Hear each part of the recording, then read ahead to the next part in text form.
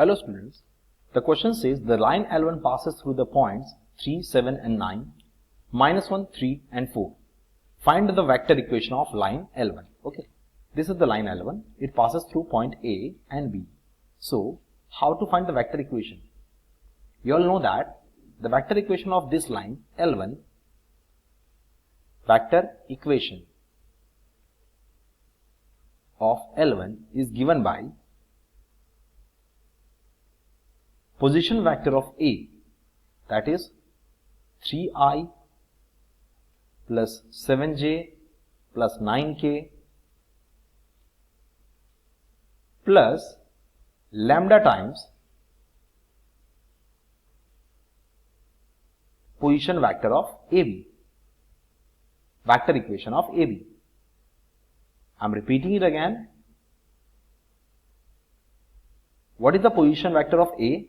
3i, 7j and 9k. And what is the direction of line AB or vector form of line AB? That is position vector of B minus position vector of A. What is the vector equation of AB? AB का vector equation क्या है? Position vector of B minus position vector of A. और ये हमें दे देगा vector equation line L1 का, जो पास हो रही है पॉइंट A से और डायरेक्शन है AB. So I can write this as 3i plus 7j plus 9k plus lambda, right? Lambda means this is n times, lambda times of AB. याद है हमने किया था L1 equals to A plus T C minus A, right? यहां पे एक point था A, एक पॉइंट था यहां पे B, इन दोनों से पास होती हुई ये लाइन, ये A का पोजीशन वेक्टर A, ये B का पोजीशन वेक्टर, और यहां पे सॉरी इसे C बोल दीजिए, इसे C बोल दीजिए, और यहां पर ये हो गया नॉर्मल, किसी भी पॉइंट कोई भी नॉर्मल पॉइंट ले लीजिए इस पे R. ओके, तो दिस वाज द इक्वेशन. चलिए OB is -1 -3 -4 I, 3 -7 -4 J, 4 -9 -5k. ये आपका वेक्टर इक्वेशन बन गया जो पॉइंट A से पास हो रहा है और B से भी पास हो रहा है, जिसका डायरेक्शन है AB. ये इसका डायरेक्शन बन जा रहा है. ठीक है, तो A पहले लिख दीजिए प्लस लैम्डा AB का पोजीशन, AB का डायरेक्शन लिख दीजिए, AB का direction vector that is position vector of B minus position vector of A. A plus lambda times AB. ठीक है, इसे आप सिंप्लीफाई कर दीजिएगा तो इस फॉर्म में सिंप्लीफाई हो जाएगा. ठीक है, the line L2 has vector equation this, show that L1 and L2 do not intersect. अब लाइन L2 क्या है? I plus 2j plus k plus mu, I कितना है? 0 है, J है 3j और यहां पर 2k. अगर ये लाइंस इंटरसेक्ट होती, सपोज ये रही मेरी लाइन L1, इसका डायरेक्शन ये रहा, और ये रही लाइन मेरी L2, इसका डायरेक्शन ये रहा, तो जो लाइंस के बीच में जो एंगल्स बन रहा है वो उनके डायरेक्शंस के बीच में बनना चाहिए. यस, अगर लाइंस इंटरसेक्ट होती तो उनमें एक पॉइंट कॉमन होता है. चलिए पहले हम वेक्टर फॉर्म में इस इक्वेशंस को लिख देते हैं, पैरामेट्रिक फॉर्म में.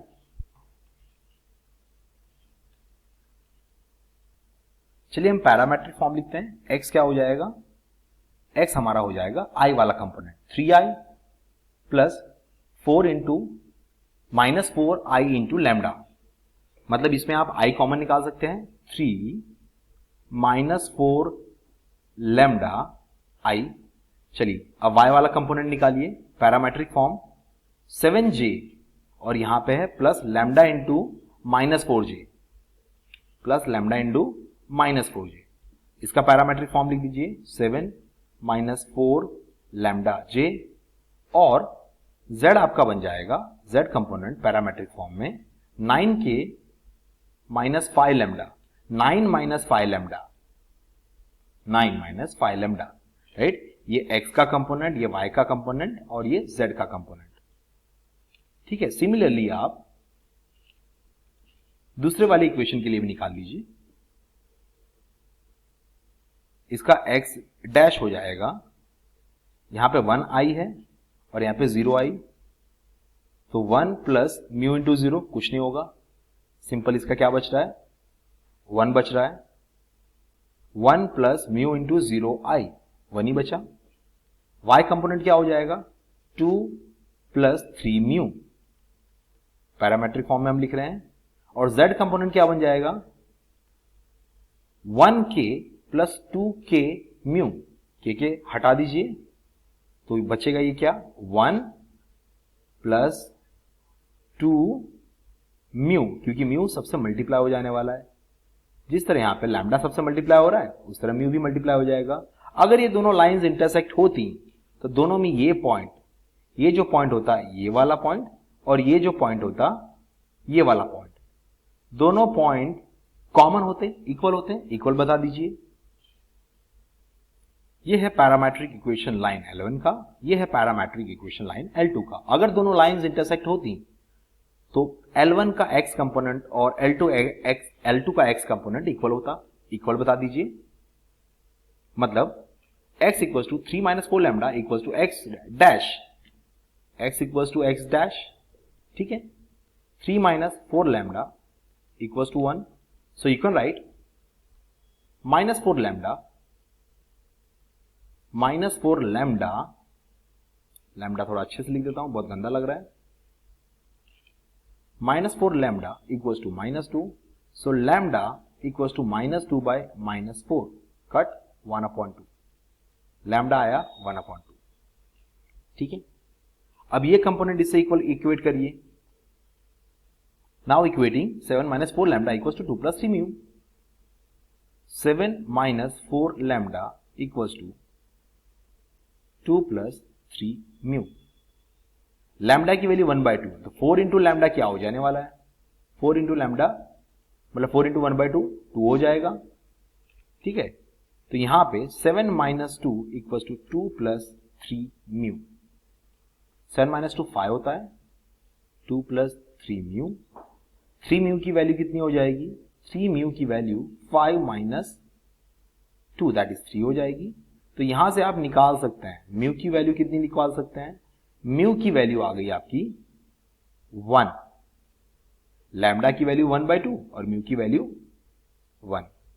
अब आपको क्या करना है, लैम्डा की वैल्यू इसमें डाल देना है लाइन L1 में, क्योंकि L1 से था तो इसमें डाल दीजिए। 3 - 4 इंटू लैम्डा, तो 3 - 4 इंटू हाफ 2, 3 - 4 इंटू हाफ कितना हो जाएगा, 3 - 2, 3 - 2 क्या होता है 1, ये आपका आया 1, x आया 1।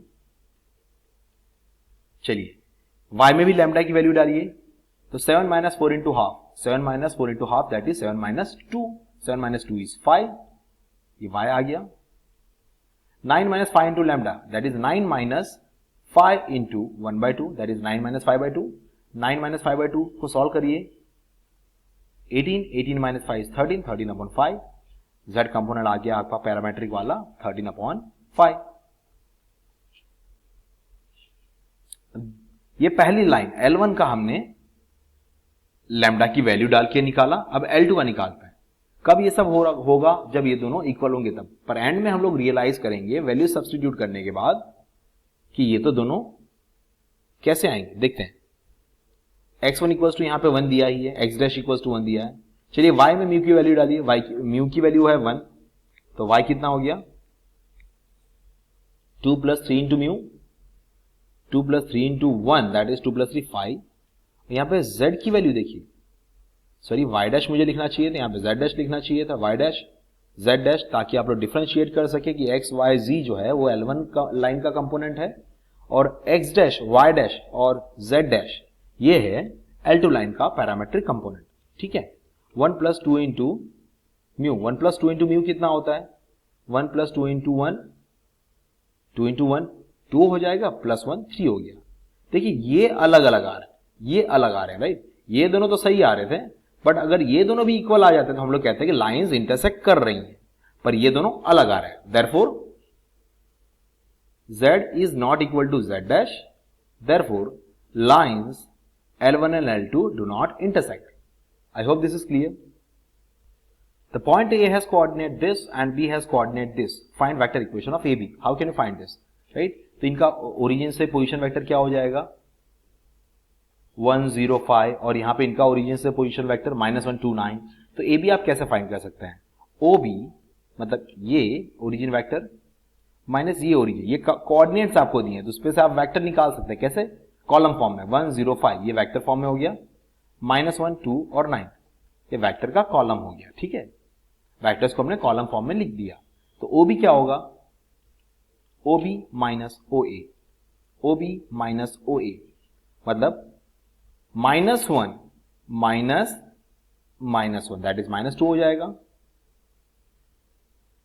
2 माइनस 0 दैट इज 2 हो जाएगा, 9 माइनस 5, 9 माइनस 5 क्या हो जाएगा, 4। तो ये आपका पोजीशन, ये आपका मिल गया वेक्टर AB। आप इसे ऐसे लिख सकते हैं 2i plus 2j, sorry -2i, यहां पे माइनस साइन है, -2i plus 2j plus 4k। This is the vector AB, vector equation of AB। ठीक है, write down the vector equation of line AB। अब लाइन AB का vector equation लिखना है, हमने वेक्टर AB निकाला है। ठीक है, वेक्टर AB हमने निकाला है, हमें लाइन का वेक्टर इक्वेशन लिखना है। ठीक है, ये वेक्टर AB मतलब क्या, ये आपको सिर्फ डायरेक्शन देगा, A से B का डायरेक्शन देता। तो आपको ये पता है कि सपोज ये पॉइंट है ओरिजिन, यहां पे पॉइंट A है, यहां पे पॉइंट B है और ये वेक्टर AB है, तो कोई भी जनरल पॉइंट वेक्टर इक्वेशन में जनरल पॉइंट R आ जाता। ये R can be written as A B और डायरेक्शन आपके पास आई, डायरेक्शन कितना है, ये रहा डायरेक्शन, ये आपको डायरेक्शन दे रहा है। ठीक है, तो आप कैसे लिखते हैं, R equals to A plus T B minus A। ठीक है, A कितना है, A को वेक्टर फॉर्म में कैसे लिखेंगे, I plus 0j plus 5k plus T times, अब B माइनस A मतलब क्या, AB का डायरेक्शन, AB का डायरेक्शन, AB का डायरेक्शन कितना है, -2i plus 2j plus 4k। ठीक है, हमने वेक्टर इक्वेशन भी लिख दिया, ये B लिख दिया, पहले वाले का आंसर ये रहा, ये डायरेक्शन देता है हमें, और ये हमने लिख दिया वेक्टर इक्वेशन जो पॉइंट A से पास हो रहा है, A और B से पास हो रहा है, और डायरेक्शन क्या है दोनों का, AB डायरेक्शन। ठीक है, find the acute angle between AB and L with vector equation this. अब आपको क्या करना है इसमें, अब हमें लाइन, ये जो L1 है, लाइन L1 और ये लाइन L, इन दोनों के बीच में डायरेक्शन फाइंड करना है। देखिए ये AB जो है, सॉरी लाइन L1 जो है वो सपोज ऐसे है, राइट, जो डायरेक्शन क्या है इसका AB, और लाइन L2 है जो है वो सपोज ऐसे, दोनों इंटरसेक्ट हो रही है, दोनों के बीच में एंगल बन रहा है, इसका डायरेक्शन क्या है ये। तो दोनों के बीच में जो एंगल होगा वो सेम होगा, दोनों के बीच में जो एंगल होगा लाइन के बीच में और उनके डायरेक्शंस के बीच में, इसका डायरेक्शन क्या था, AB का, इसका कुछ अलग ही डायरेक्शन, इसे मैं B ले लेता हूं, सॉरी इसे मैं B डैश ले लेता हूं, इसका डायरेक्शन B डैश हो गया, ये लाइन L1 ये L2, राइट, लाइन L1 ऐसे, इसका डायरेक्शन AB, ये रहा डायरेक्शन, लाइन L2 ऐसे है, इसका डायरेक्शन मैंने ले लिया था B डैश ले लिया था। ठीक है, स्मॉल b डैश, ओके, तो दोनों मतलब ये लाइन के बीच में जो एंगल होगा वही एंगल उनके डायरेक्शंस के बीच में भी होगा, राइट। तो cos थीटा का फॉर्मूला आपको पता है, cos थीटा का फॉर्मूला आपको पता है। cos थीटा क्या होता है, b1 dot b2, b1 dot b2, ये रहा b2। चलिए दोनों का डॉट प्रोडक्ट ले लेते हैं, दोनों का डॉट प्रोडक्ट ले लेते हैं। ये थोड़ा मिटा देता हूं, दोनों का डॉट प्रोडक्ट ले लीजिए। डायरेक्शंस, दोनों के डायरेक्शंस का डॉट प्रोडक्ट ले लीजिए, b1 डॉट b2। देखिए -2i इंटू -1i, आई को हटा दीजिए भैया, -2 इंटू -1 1 हो जाता है, 1 -2। अब j कंपोनेंट का कोएफिशिएंट लीजिए, -2 इंटू 2j, ये हो जाएगा -4। और 3k का कंपोनेंट जो है 3, यहां पे 4k के कंपोनेंट 4 से मल्टीप्लाई करिए, 3 4 12, ये हो गया डॉट प्रोडक्ट। ये हमने लिया cos theta equals to b1 dot b2 upon modulus of b1 into modulus of b2। ठीक है, ये हमने b1 b2 मतलब ये हो गया हमारा b1 और ये हो गया हमारा b2, दोनों का डॉट प्रोडक्ट ले लिया और divided by magnitude of b1। इसका मैग्नीट्यूड क्या होगा, अंडर रूट -2 का स्क्वायर प्लस 2 का स्क्वायर प्लस 4 का square into magnitude of vector b2 that is -1 का स्क्वायर -2 का स्क्वायर और 3 का स्क्वायर। ये हो जाएगा 12 प्लस 1 13, 13 माइनस 4 वापिस कितना आ जाएगा, 13 माइनस 4 इज 7, 7 अपॉन 2 का स्क्वायर 4, 2 का स्क्वायर 4 और 16 24 हो गया, अंडर 24। और यहां पे हो जाएगा 1 का स्क्वायर 1, 2 का स्क्वायर 4 और 3 का स्क्वायर 9, 9 प्लस 1 10, 10 प्लस 1 14, 10 प्लस 4 14। ये आपका cos थीटा है। मुझे थीटा चाहिए, थीटा इक्वल टू क्या हो जाएगा, cos इनवर्स ऑफ 7 अपॉन, ये ब्रैकेट में डाल दीजिए, कैलकुलेटर में यूज करते वक्त इसे ब्रैकेट में डाल दीजिए, under root 24 into under root 14। ठीक है बच्चों, find the point of intersection. अब तीसरा पॉइंट ऑफ इंटरसेक्शन हमें करना है। पॉइंट ऑफ इंटरसेक्शन आपको करना आता है, कैसे हम लोग लेंगे, दोनों का पैरामेट्रिक फॉर्म लिखेंगे, दोनों का पैरामेट्रिक फॉर्म हम लिखेंगे। ठीक है, चलिए वो बताता हूं। इसका पैरामेट्रिक फॉर्म क्या हो जाएगा, लाइन L1 का पैरामेट्रिक फॉर्म यहां पे लिख देता हूं। x क्या होगा, 1 minus 2 lambda, 1 minus 2 lambda. y क्या होगा,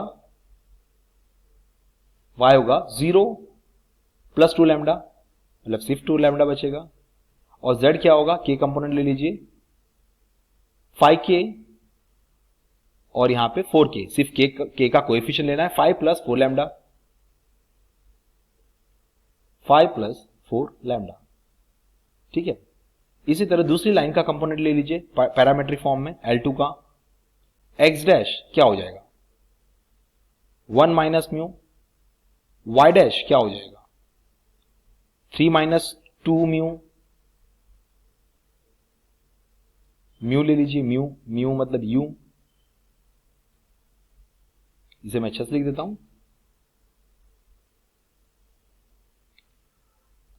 3 माइनस 2 म्यू। और z कंपोनेंट ले लीजिए, z डैश इक्वल्स टू क्या हो जाएगा, 4 माइनस 3 म्यू, 4 माइनस 3 म्यू। अगर लाइंस इंटरसेक्ट कर रही हैं, तो दोनों के कंपोनेंट इक्वल हो जानी चाहिए, राइट। अगर लाइंस इंटरसेक्ट कर रही हैं तो दोनों का ये पॉइंट